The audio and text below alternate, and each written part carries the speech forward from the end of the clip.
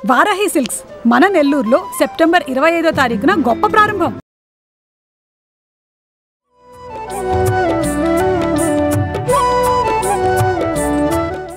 నమస్తే రమగారు. నమస్తే జయ. రమగారు, మనం దసరా శరన్నవరాత్రిలో 4వ రోజులో ఉన్నాం. ఈ రోజు యొక్క అలంకరణ, అమ్మవారికి చేసే విశిష్టమైన పూజా విధానాలు. నాలుగవ రోజు మన నవదుర్గా విశేషాలలో అమ్మవారిని కూష్మాండ దుర్గగా అలంకరిస్తారు. కూష్మాండ ఆమె పేరే చూడు. మామూలుగా కూష్మాండ అంటే గుమ్మడికాయ. అవును, గుమ్మడికాయను బలిస్తారు అమ్మవారికి. ఆమె ముందు ఆమెకి దిగదుర్చి కొడతారు. అయితే కూష్మాండం అంటే ఇంకొక ప్రధానమైనది. బ్రహ్మాండాన్ని కూష్మాండం అంటారు. మన బ్రహ్మాండం అంతా ఆవరించి ఉంటుందమ్మ. బ్రహ్మాండ స్వరూపిణి. ఈ బ్రహ్మాండం మొత్తము ఆమె యొక్క ఆజ్ఞ చొప్పున నడుస్తుంది. ఆమె వల్లే ఇది ఏర్పడింది. కాబట్టి ఈ కూష్మాండ స్వరూపంలో అమ్మవారిని అలంకరిస్తారు, పూజిస్తాం. ఇట్లా ఈ 4వ రోజున ఇంద్రకీలాద్రి మీద కనకదుర్గ అమ్మవారిని కాత్యాయని స్వరూపంలో అలంకరణ చేస్తారు.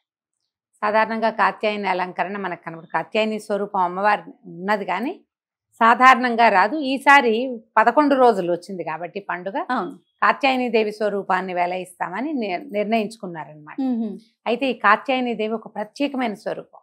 మామూలుగా మనకు కనపడదు. ఎప్పుడు కనిపిస్తుంది? మార్గశిర మాసంలో కాత్యాయని వ్రతం చెప్తారు.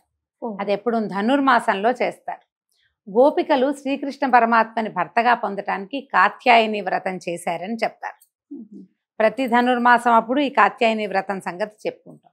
ఈ కాత్యాయని స్వరూపం ఏంటంటే అమ్మవారు పాశాంకుశాలు ధరించి చెరుకు విల్లు అవి ధరిస్తుంది. లేదా అప్పుడప్పుడు పాశాంకుశాలతోటే వరదాభయ ముద్రలతోటి కనపడుతుంది. కాత్యాయనుడనే మహర్షికి ఈమె పుత్రికగా జన్మించిందట పరదేవత. ఆయన్ని అనుగ్రహించింది. ఆ స్వరూపంలో ఉన్న అమ్మని గనక ఆరాధిస్తే వివాహ సంబంధమైన చిక్కులు తొలగిపోతాయి. కుజదోషం అవి ఉండి పెళ్ళిళ్ళు ఆలస్యం అవుతాయి. వారికి ఆ కుజదోషం తొలుగుతుంది. తర్వాత కోరిన వరుడు లభిస్తాడు.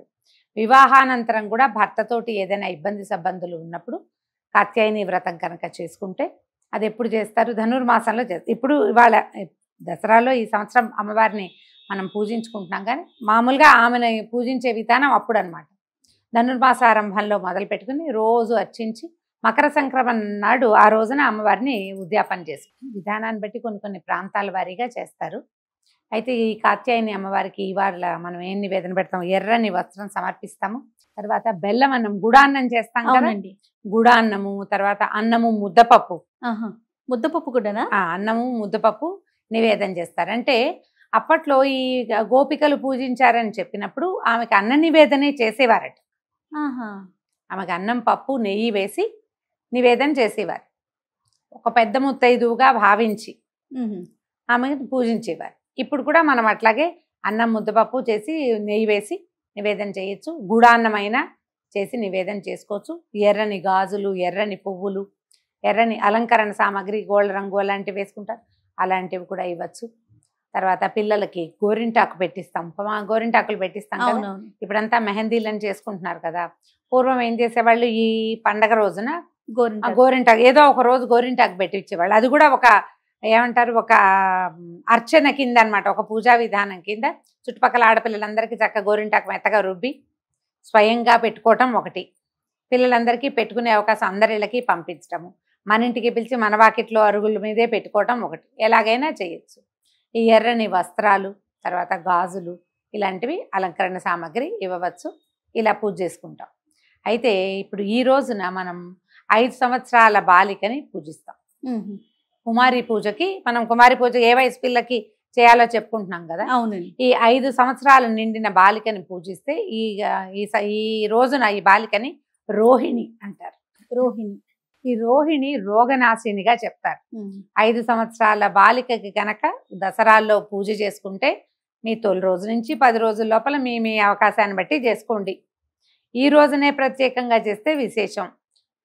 ఎప్పుడు కుదిరినా కూడా చేసుకోవచ్చు. 5 ఏళ్ల బాలికని కుమారిగా అమ్మవారిగా భావించి ఆమెకి చక్కగా పసుపు పారాన్ని పెట్టి, బొట్టు కాటుగా పెట్టి, గోరింటాకు అవి పెట్టి అలంకరించి చక్కగా పువ్వులతోటి అలంకారం చేసి పూజించి చక్కగా భోజనం పెడితే ఆ పాపాయితో ఈ పిల్లలందరికీ పాదాలకు నమస్కారం చేసి అక్షింతలు వేయించుకోవాలి. జయ కూతురుతోటైనా వేయించుకోవచ్చు. మన అమ్మాయి అయినా కూడా ఈ వయసు పాపాయి అయితే చక్కగా పూజ చేసుకుని అక్షంతలు వేయించుకోవచ్చు. ఈ రోహిణి రోగనాశినిగా చెప్తారు. మనకు అవకాశం ఉండి చేసుకున్నాం అనుకో చక్కగా అనారోగ్యాలు తొలగిపోతాయి.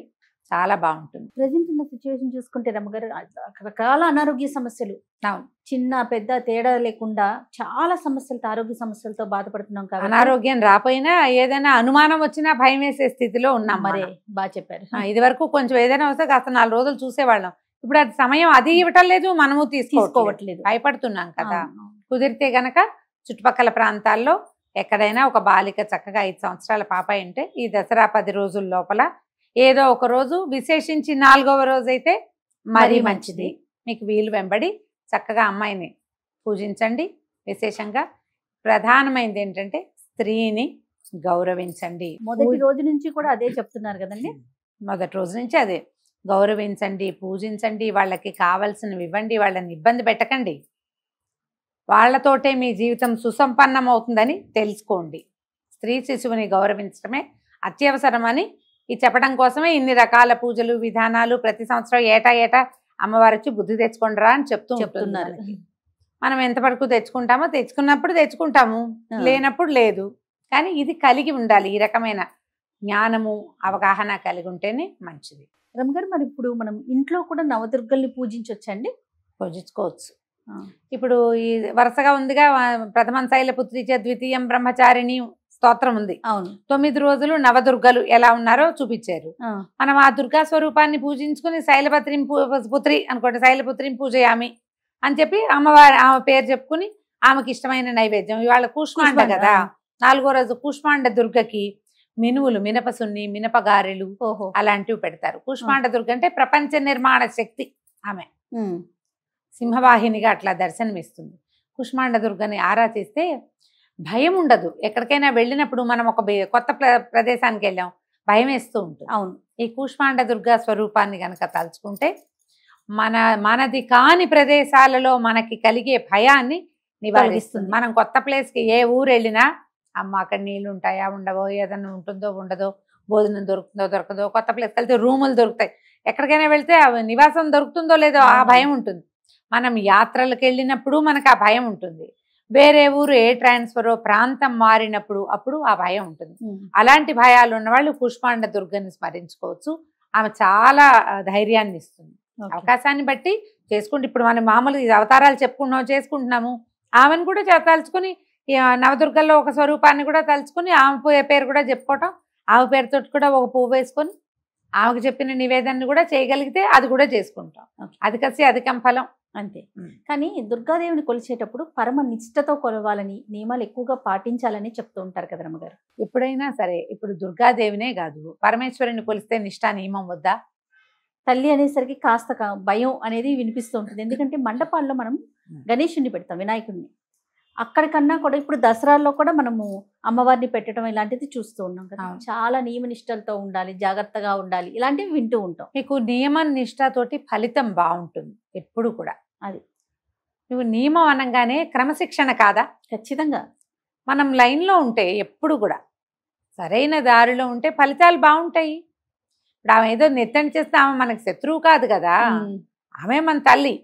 నువ్వు సరిగ్గా చేయకపోతే మీ అమ్మ అయితే ఓ చెంపకాయో ఓ మొట్టికాయో వేయదా? వేస్తుంది కదా. కనీసం ఒక మాట అంటుంది, తప్పని చెప్తుంది. అందుకని ఆవిడని గట్టిగా భావిస్తాం మనం. మన తల్లుల పట్ల మనం ఎట్లా విధేయతతోటి ఉండాలనుకుంటామో మన పట్ల మన పిల్లలు ఉండాలి. మనం మన అమ్మల పట్ల విధేయతగా ఉంటాం.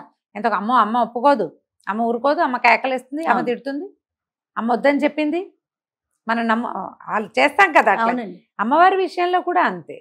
మనం ఆ రకమైన ఆలోచన విధానంలో ఉంటే క్రమశిక్షణ ఉంటుంది. ఎప్పుడైనా కూడా మనం 9 రోజులు ఇది నియమబద్ధంగా చేయవలసింది, నియమం తప్పితే నెచ్చం చేస్తుందన్న భయం ఉందనుకో మనకి, జాగ్రత్తగా చేస్తాం. జీవితంలో కూడా ఒక క్రమశిక్షణ అనేది అలవాటు. ఎప్పుడు మనం జాగ్రత్తగా చేస్తే మనం కేర్ఫుల్గా చేసిన ప్రతి పని సరిగ్గా అవుతుంది, సక్సెస్ఫుల్గా అవుతుంది. కాబట్టి ఈ జాగ్రత్త ఉండటం అవసరమే. ఆ మాత్రం భయం ఉండాలి. రైట్ రమ్ గారు, నమస్తే. నమస్తే.